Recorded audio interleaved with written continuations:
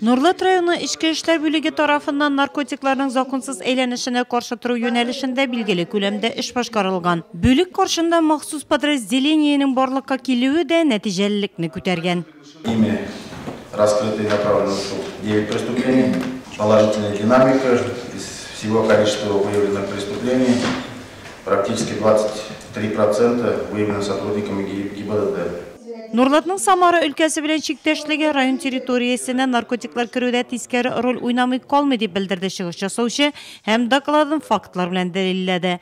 Авыл трак пунктларында яшәүче һәр кеше турында тулы мәгълүмат булдырырга, трак сатып алучы чит ил гражданнарын аерым өйрәнү кирәк дип мөрәҗәгать итте чыгыш ясаучы авыл җирлекләре башлыкларына. Кто прописывает иностранных граждан?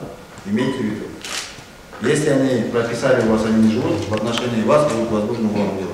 В течение года взят на учет 1 человек с диагнозом зависимости от психостимуляторов и 23 человека с диагнозом эпизодического употребления наркотических веществ. Количество лиц на конец 2017 года уменьшилось на 12%. Ел башында 129, азагына 40-ка ким. Наркотик мәддәләр кулланучыларның яше 20-дән 40-ка кадәр.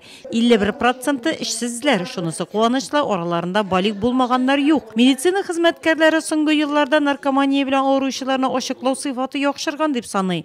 Профилактика эше дә соңгы урында түгел дип нәтиҗә ясый социаль тармак өчен җаваплы җитәкче. Шулай да как вы оцените ситуацию, что рост, он все-таки обоснован, работа была определенная, или наша основная работа, какая погода должна заключаться в том, что чтобы на одного наркомана стало хотя бы меньше, или хотя бы не стало больше.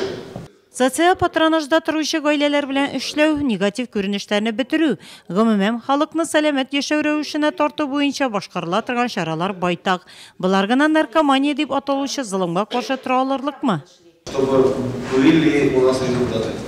Йомгаклау утырышында еллык эшкә нәтиҗә ясалды һәм киләсе елга эш планы тәкъдим ителде.